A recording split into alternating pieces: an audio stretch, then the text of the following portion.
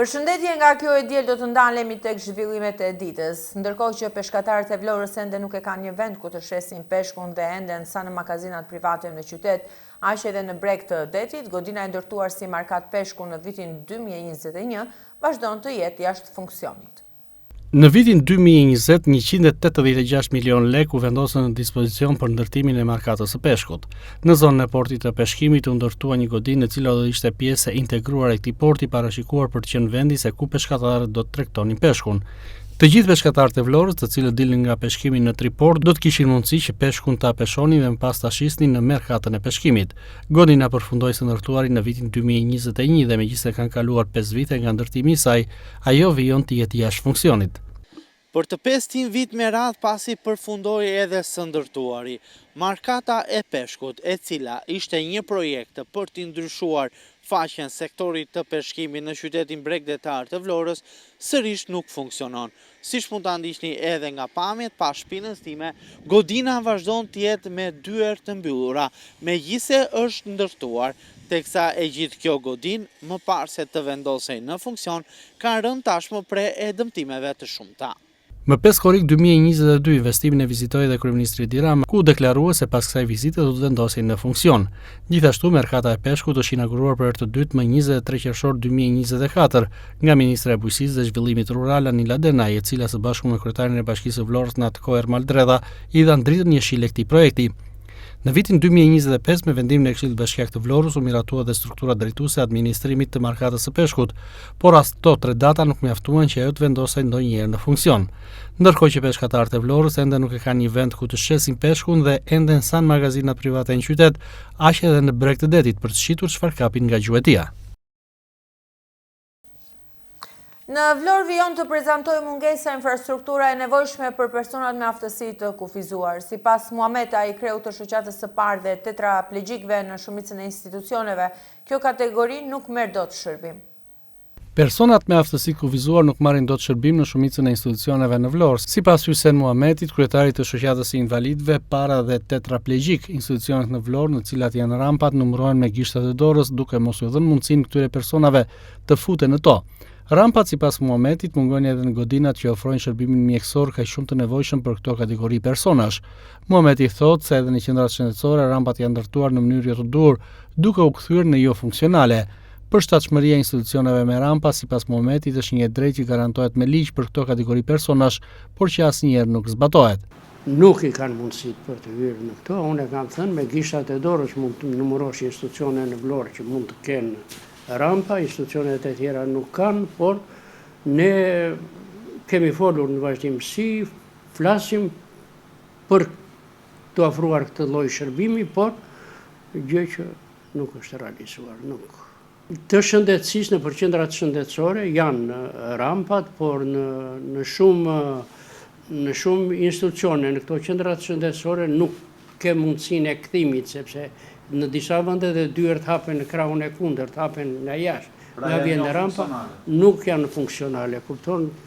Kështu që në ato qendrore unë e kam ngritur dhe shumë herë dhe në spitalin e qytetit nuk ka akses për person me aftësi të kufizuar.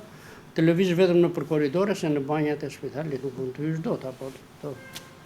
Pra dhe aty vazhdon një shërbim. Dhe aty vazhdon e njëjta gjë, shërbimi nuk ofrohet aty ku duhet. Kur flasim për marrje dokumentash, institucione kryesore s'bëhet fjalë. Nuk bëhet fjalë fare.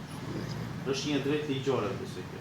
Po patjetër që është e drejtë ligjore për person se duhet ka persona nga ne që unë kam thënë dhe shumë herë që jetojnë vetë vetëm. Duhet i shërbejnë vetes, qoftë për të ushqyer, qoftë për të marrë shërbime të tjera, kështu që ndaj flitet për infrastrukturën. Infrastruktura duhet të jetë gjithë përfshirje për personat edhe me aftësi të kufizuar dhe ata që janë të saktë. Kuptohet që ofrimi i shërbimit nga ana e personit duhet bëhet në mënyrë autonome. Do të vazhdojnë kërkesat tuaja dhe ankesat në drejtim? Po patjetër që do vazhdojnë kërkesat tona dhe ankesat tona, ne për të punë jemi këtu.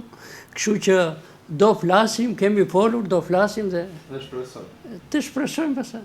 Personat me aftësi të kufizuar, para dhe tetraplegjikët e kanë të pamundur madje për të shkuar drejt institucioneve për shkak se rampat në Vlorë mungojnë dhe në rrugë apo trotuare. E vetmja mundësi është lëvizjen me automjet, teksa në brendësi të tyre mund të futen vetëm me ndihmën e qytetarëve.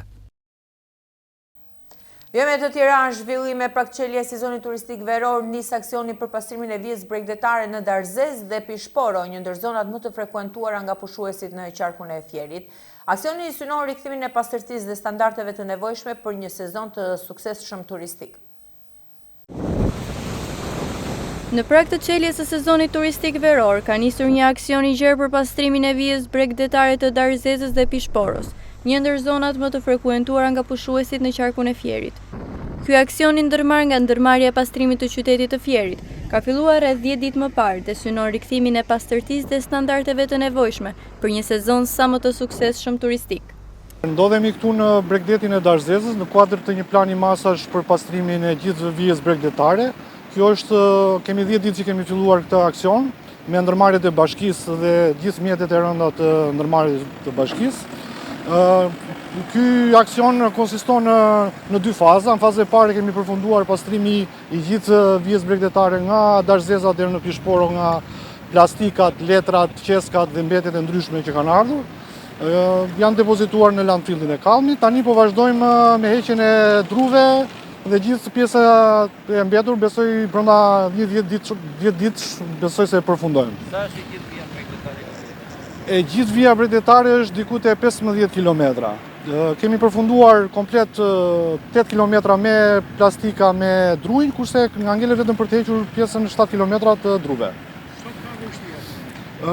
Ditën e sotme na kanë ardhur në ndihmë edhe forcat e ushtrisë. Konkretisht ata po merren me pjesën e heqjes së druve dhe mjetet tona po i ngarkojnë dhe po i depozitojnë në kallm. Në fazën e parë të ndërhyrjes, puna është përqendruar kryesisht në largimin e mbetjeve plastike dhe inerteve të depozituara përgjatë bregdetit, të cilat janë sjellë nga prurjet e lumenjve vjosa dhe seman gjatë periudhës së rreshjeve dhe përmbytjeve. Sasia e konsiderueshme e mbetjeve kishte pushtuar një pjesë të madhe të vijës bregdetare, duke krijuar një situatë problematike për mjedisin dhe turizmin. Gjatë ditës së sotme, aksioni është përforcuar edhe më tej me përfshirjen e forcave të ushtrisë, nxënësve të shkollave, si edhe punonjësve të administratës së zonave të mbrojtura. Nga një vijë bregdetare prej rreth 15 kilometrash deri më tani janë pastruar afro 7 kilometra, ndërsa puna vijon me ritme intensive për të përfunduar në kohë të gjithë segmentin e mbetur. Darzeza dhe Pishporo pritet të jenë këtë sezon veror më të pastra dhe më mikpritëse se kurrë, duke ofruar kushte më të mira për të gjithë ata që zgjedhin të kalojnë pushimet pranë bregdetit të Fierit. Mirëmbajtja e vazhdueshme dhe desinsektimi janë nevoja të domosdoshme për sitet arkeologjike në qarkun e Vlorës. Kreu i monumenteve të kulturës Orges Feimi evidenton problematikat me synim për mirësimin e tyre për të patur më shumë vizitor këtë sezon turistik. Sitet arkeologjike në qarkun e Vlorës rezultojnë të jenë më të vizituarat për gjatë vitit 2025, por pavarësisht këtij fakti, shumë prej tyre kanë ende shumë nevoja për të përmirësuar në vijimsi. Orges Feimi, drejtuesi Drejtorisë Rajonale të Trashëgimisë Kulturore në Vlorë, thotë se nevojat që kanë të gjitha parqet arkeologjike janë kryesisht tek mirëmbajtja e vazhdueshme, krijimi i korridoreve të sigurisë dhe desinsektimi. Por këto vende kanë dhe nevoja madhore siç janë në përmirësimin e infrastrukturës, asaj të brendshme apo infrastrukturës lidhëse. Feimi thotë se tabelat informuese janë gjithashtu të nevojshme për vizitorët. Sipas Feimit, ende ka nevojë për restaurimin e disa monumenteve të kulturës, si dhe duhet punuar dhe për shtimin e promovimit, aktiviteteve festive dhe gjithashtu sinjalistikës orientuese. Nevojat, në qoftë se do t'i nisim, do t'i klasifikonim në nevoja primare dhe në nevoja sekundare apo terciale sipas nevojës që ka secili monument. Jo të gjithë kanë të njëjtin nevojë. Nevoja kryesore që është për të gjitha monumentet dhe parqet arkeologjike është mirëmbajtja e vazhdueshme. Kur them mirëmbajtja e vazhdueshme, i referohem pastrimit të vegjetacionit, krijimi i korridoreve të sigurisë, heqja e bimësisë në rastin siç kemi pasur rastet e zjarreve që kanë qenë në vitin 2025 kryesisht në pjesën e jugut të Shqipërisë, pastrimet e mbetjeve, dezinsektimi e shumë të tjera të tilla. Përteri këtyre nevojave që përmenda unë që janë nevojat primare, ka edhe nevojat të tjera si që janë përmirësimi i infrastrukturës. Infrastruktura nuk është vetëm infrastruktura e brendshme e monumentit, ku janë vendkalimet, vendqëndrimet, por është dhe infrastruktura lidhëse për në monument që normalisht duhet të jetë sa më e rregullt, qofshin rrugët që të çojnë drejt monumentit apo shtigjet që të çojnë detyre monumenteve, por kur i referojmë infrastrukturës, dua të shtoj janë edhe tabelat informuese, shpjeguese dhe orientuese, pasi gjithë informacioni që merret nëpër monumente merret nëpërmjet tabelave, përveç se mund të merret nëpërmjet internetit, por informacioni historik, shkencor dhe i rregullt i një monumenti apo një parku gjendet në tabelat që ne vendosim në këto monumente. Për nevojat për përmirësim do të thosha se nuk rreshtin kurrë dhe ajo që është një nevojë tjetër shumë e rëndësishme që lidhet me projekte të thelluara për çdo monument janë restaurimet dhe konsolidimet e monumenteve. Plotësimi, siç ju thash, i infrastrukturës në të gjithë aksesorët kryesor dhe në rrugët apo fshatrat që të çojnë në monument, shtimi i promovimit normalisht që ndikon, po shtim promovimi edhe në kohë, por edhe në territor, shtimi i sinjalistikës orientuese, aktivitetet kulturore, ka një sër aktivitete që zhvillojnë monument, por ka një impakt shumë të fortë gjatë sezonit turistik, dhe shumë nevoja të tjera, ndërhyrje të tjera që aplikohen sipas problematikave që dalin në vazhdimsi. Prej 7 momenteve të kulturës që funksionojnë me bilet, mblidhen çdo muaj fonde, të cilat përdoren për mirëmbajtjen apo restaurimin e tyre, ndërsa për pjesën tjetër të monumenteve të kulturës, hyrja është falas dhe për këtë arsye Ministria e Kulturës vendos fonde në dispozicion për kujdesin ndaj tyre.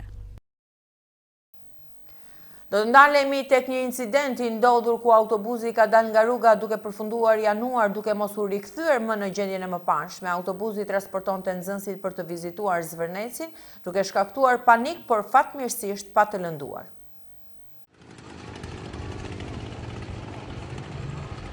Një autobus ka dalë nga rruga dhe ka përfunduar januar në krah, por fatmirësisht është mbajtur nga shtyllat anësore, duke shmangur një aksident më të rënd.